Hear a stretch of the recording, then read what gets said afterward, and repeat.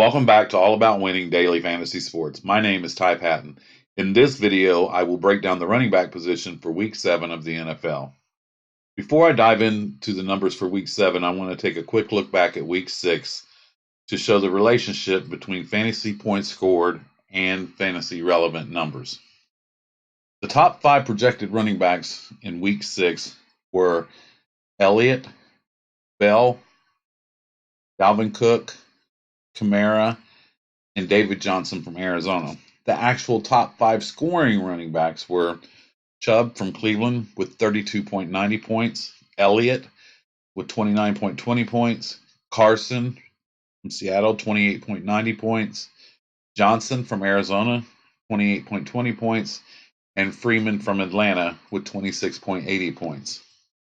For the running back position, total touches is an indicator that I use for expected fantasy points. This means I want to identify the running backs with the most touches, and looking at Week 6, the top 5 running backs scored a total of 146 fantasy points, and that's with all things relevant.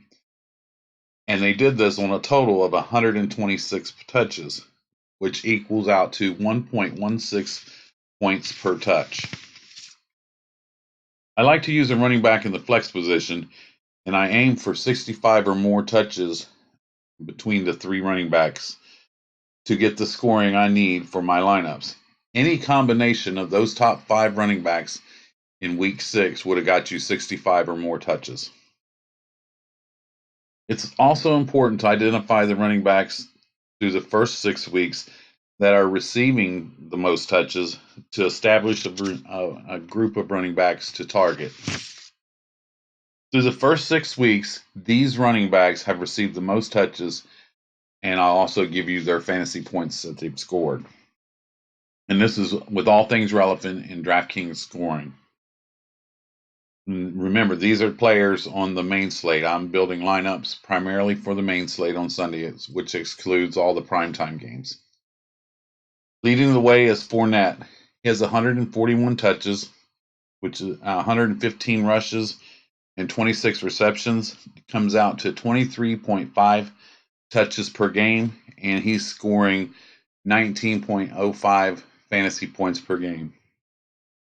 Number 2 is Carson. He's received 137 touches, 118 rushes, and 19 receptions. He's averaging 22.8 touches per game, and he's scoring 18.4 fantasy points per game. Number 3 is Dalvin Cook. He received 131 touches, 108 rush, 23 receptions. Comes out to 21.8 touches per game, and he's scoring 23.93 fantasy points per game. So he's had a little bit less touches than the top 2, and his fantasy points are a little higher, so he's a little bit more efficient. Number 4 is Alvin Kamara. He's received 119 touches, 86 rushes, 33 receptions, averages out to 19.8 touches per game, and he scored 19.4 fantasy points per game. And number 5 is Derrick Henry from Tennessee. He's received 119 touches as well, 113 rush with only 6 receptions. Comes out to 19.8 touches per game, and he scored 15.63 fantasy points per game. Now I took all these and I added them together, and this is what I come up with. Between these running backs through the first 6 weeks, they have a total of 647 total touches. And if you break that down per game, it comes out to 21.57 touches per game. These top 5, in addition to that, have scored 578.5 fantasy points. And that's using the Draftkings scorings with all things relevant. Now, further breaking that down with fantasy points divided by touches, we find that the top 5 running backs are averaging 1.12 fantasy points per touch through the first 6 weeks. This is very comparable to the numbers we found from the Week 6 results, which were those running backs were averaged out to 1.16 fantasy points per touch. So the season through the first 6 weeks is 1.12, so it's really close. The previous week it was inflated a lot. It was one of the higher scoring fantasy weeks of the year, one of the highest that I've seen in a really long time. This is why targeting running backs who are receiving the most touches is essential to identify running backs to build DFS lineups. Next, I want to look at individual matchups, and I target running backs who have the best matchups. These running backs might not necessarily be leading the way in touches, and we'll get into that in a little bit as far as snap percentages and things like that. But these running backs in particular have the best matchups in week 7. Number 1 is Fournette from Jacksonville. He's facing Cincinnati. They are the worst, ranked number 32. They are allowing 36.1 fantasy points per game to the running back position. Number 31 is Miami. They're allowing 35.7 fantasy points per game to the running back. This week they're going to face Frank Gore and Devin Singletary from Buffalo. Number 30 is the Detroit Lions. They're giving up 31 fantasy points per game to the running back position. This week they're going to be facing Minnesota's Dalvin Cook. Number 29 is Green Bay. They're giving up 29.7 fantasy points per game to the running back position. This week they get Oakland's Josh Jacobs. And number 28 is Washington. They're allowing 29.4 fantasy points per game to the running back. This week they get the committee from San Francisco of Coleman and Breida. There's a few others with better than average matchups that I wanted to mention. Mixon from Cincinnati against Jacksonville. Jacksonville is actually allowing 27.7 fantasy points per game. Arizona's Johnson going up against the Giants, who are allowing 27.3 fantasy points per game. Derrick Henry from Tennessee against the Chargers. The Chargers are allowing 27.2 fantasy points per game. And Atlanta's Freeman, who faces the Rams. The Rams are allowing 27 fantasy points per game. I also want to consider the running backs that have the tougher matchups. These are the running backs that you might want to stay away from based on these defenses that have been giving up the least amount of points to the running back position. But one thing you have to consider too is look deeper into the numbers. As you know, maybe they're not playing a team that relies on the running game as much as another team. You want to look at their strength of schedule. But these are the teams that have given up the least amount of points through the first 6 weeks to the running back position. Number 1 is the San Francisco 49ers. They're allowing 12.7 fantasy points per game. This week they face Washington and Adrian Peterson. Number 5 is New Orleans. They're allowing 19.3 fantasy points per game to the running back position. And this week they're going to be facing Chicago's David Montgomery and Tariq Cohen. Number 6 is Minnesota. They're allowing 19.6 fantasy points per game. This week they are going to be facing Detroit's Kerryon Johnson. Number 7 is Indianapolis. They're allowing 22.2 fantasy points per game. This week they'll be facing off against Houston and Carlos Hyde.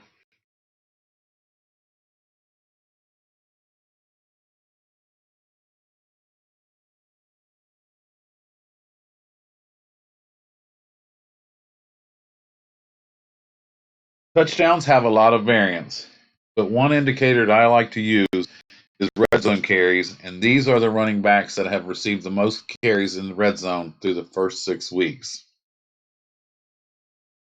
Carson from Seattle leads the way. He's had 20 red zone carries.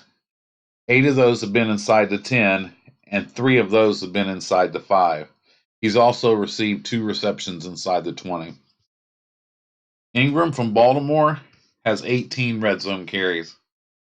14 of those were inside the 10, and 8 of those were inside the 5.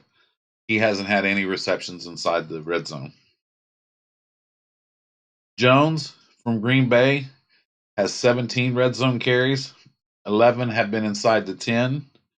6 of those have been inside the 5, and he's had 3 receptions inside the red zone as well. Jacksonville's Fournette has had 16 carries inside the red zone. 6 were inside the 10. Only 1 has been inside the 5, and he's also had 3 receptions inside the 20. And Dalvin Cook has had 16 carries inside the red zone.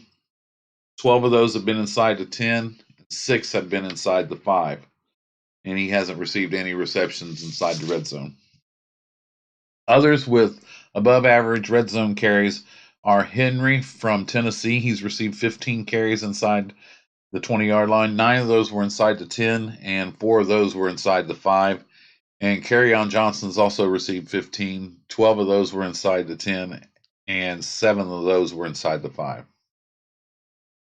Josh Jacobs, David Johnson, Mack from Indianapolis, and Carlos Hyde all have 14 carries inside the 20-yard line, and Carlos Hyde actually has 6 of those inside the 5. Along with ownership towards the end of the week, I also like to factor in the teams that are big favorites and or home favorites. Some running backs to consider that are favorites this week are Buffalo's Frank Gore and Devin Singletary. They're a 17-point home favorite against Miami. The only thing I don't really like running back committees, but you could take a chance on one of them. And the game script sets up really well for that to be a running game for Buffalo. San Francisco, another situation with the running back committee. You have Tevin Coleman and Matt Breida. They're a 10-point favorite on the road. And Green Bay's another committee with Aaron Jones and Williams. They're a 5.5-point home favorite. Lastly, I like to avoid, again, the running back committees. So I focus on running backs that have the higher snap percentages.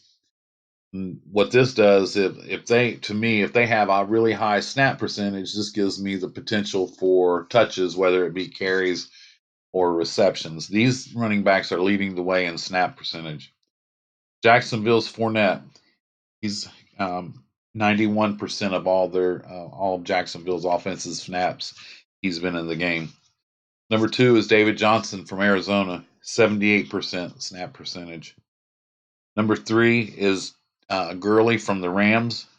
He has 76%. Number 4 is Alvin Kamara, 72%.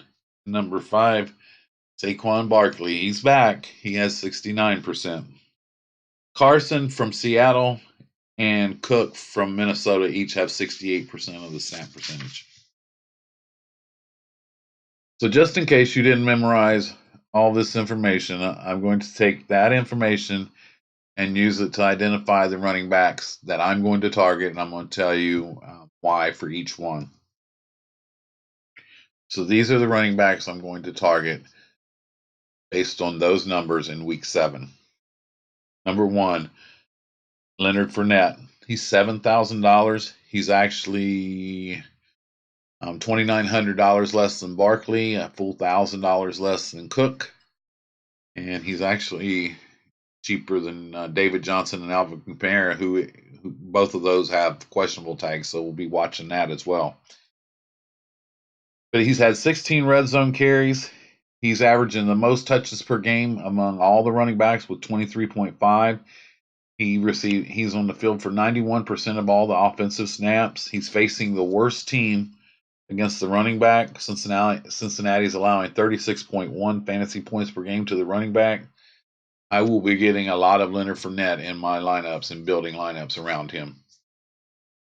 Number 2 is Dalvin Cook. He's $1,000 more than Leonard Fournette. He's getting 21.8 touches per game. Detroit's the third worst, allowing 31 points per game to the running back. He's had 16 red zone carries, and he's also averaging 23.93 fantasy points per game. Number 3, Saquon Barkley. I don't know if I'll get up to him. Not crazy about the salary, with Fournette being $1,900, no, $2,900 less. No, eight, 19. I'm sorry, $1,900 less. But I could see Barkley being contrarian and perhaps lower ownership because he's coming off the injury. People may take the wait and see approach with him.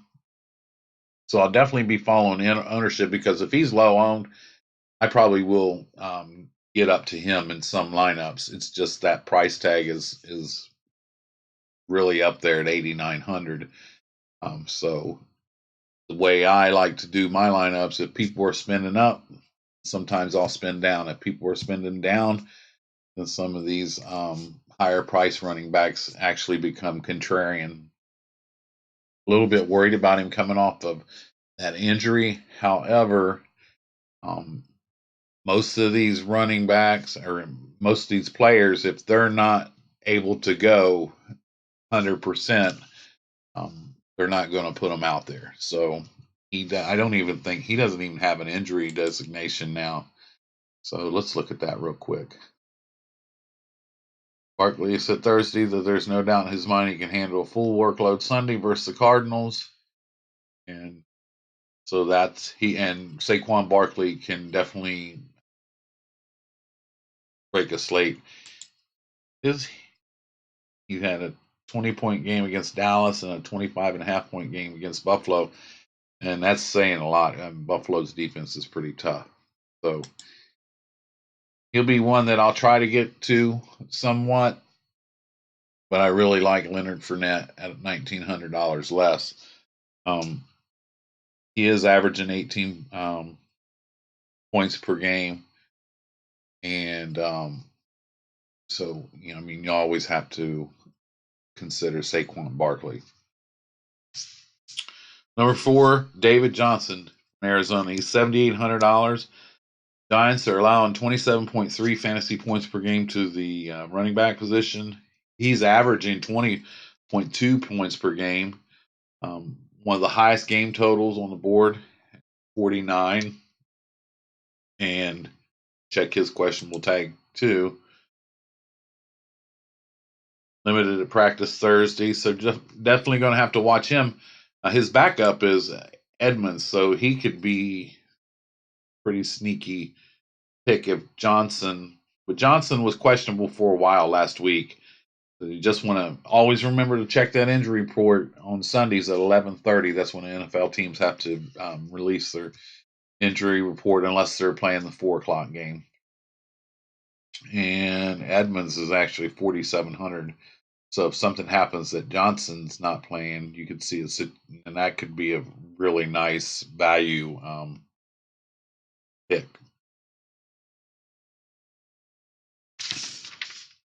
Next, number 5, Alvin Kamara. He's also got the questionable tag. Jeez. Didn't participate in Thursday's practice. Kamara hasn't ruled himself out from playing Sunday in Chicago, but he'll likely need to log some practice activity Friday to have a decent chance of suiting up. The high ankle and knee issues have kept him sidelined during the Saints' first 2 sessions of Week 7, leaving first-team work for backup running back Latavius Murray. The Saints would likely turn to Murray to handle the bulk of the carries. I always like Kamara because of the touches and the mix of carries and receptions. He's had 33 receptions so far this year in the first 6 weeks.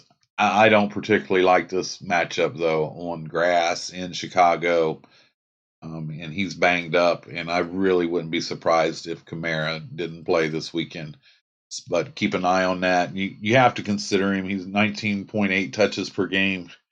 And Chicago's actually allowing 26.5 points per game to the running back position. So, and he's $7,500. So it's cheaper than Barkley and Cook and Johnson. But I would definitely watch those injuries. I'm probably not going to have much Alvin Kamara, but the numbers do support considering him in the player pool. Number 6 is Josh Jacobs. He's $5,000 on Draftkings. I'm sure of that. Josh Jacobs. Green Bay's allowing 29.7 fantasy points per game to the running back. He's had 14 red zone carries. Nice value off all the other higher priced running backs. The only thing that I worry about with Jacobs is if they get behind and they want to throw the ball to Richards, and that presents a problem. That kind of reminds me of the Dallas game when Green Bay got out pretty big on Dallas, and then that basically took Ezekiel Elliott out of the game plan.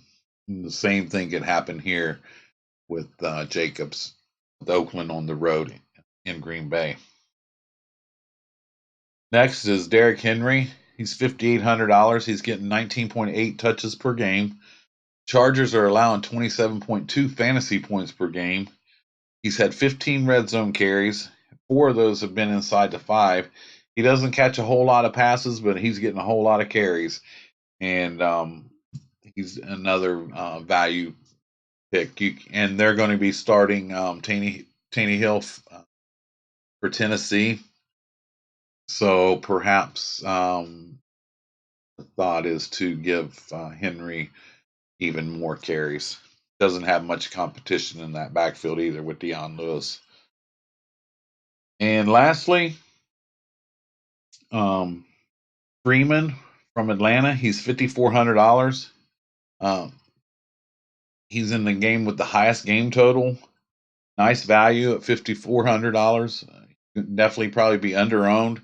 He's averaging 17 touches per game and being under-owned, and he provides value. He was actually the number 5 scoring running back in week 6, in really sneaky pick. So those are the running backs I'm going to be targeting. Recapping them, and for week 7, I'm going with Fournette, Cook, Barkley, Johnson, Kamara, Henry, Freeman, and Jacobs. And when I do my lineup building and my game-by-game breakdown on Saturday, if I decide that I'm not going to be using any of these, or I'm going to maybe add someone, I'll tell you why. Last week, I actually had talked to Ryan on here, and he was talking about Freeman. I looked at it. I thought it was pretty good pick as well, and I actually added him, and it was a nice pickup at his price, especially. So, and that's why I encourage you guys to definitely drop any comments or opinions below. I try to answer all of them and get back to you, let you know what I think, give you my input, and I like to hear your input as well. You can get a lot of value out of that. So, the thing that I want to emphasize is with running backs, the main thing for me that I like to focus on is touches. I feel that these running backs that I'm targeting, they're going to provide the touches necessary to get the fantasy points that I need in my lineups. I really like to get 3 running backs in my lineups, using one in the flex, preferably a pass catching running back, and I'm wanting to get 65 or more touches out of them. And with the scoring so far for running backs, 1.12 points per touch through the first 6 weeks, 65 total touches is a nice group of points, a base of points for your lineup if you're using 3 running backs. I want to thank you for joining me, and I encourage you to drop any comments or opinions below. Please hit the like button, the subscribe button, hit the notification bell so you're notified when my next video posts. My next video will be the wide receiver research video, and I will be back shortly with that video. My name is Ty Patton. This is all about winning daily fantasy sports. Thank you again, and I'll see you real soon.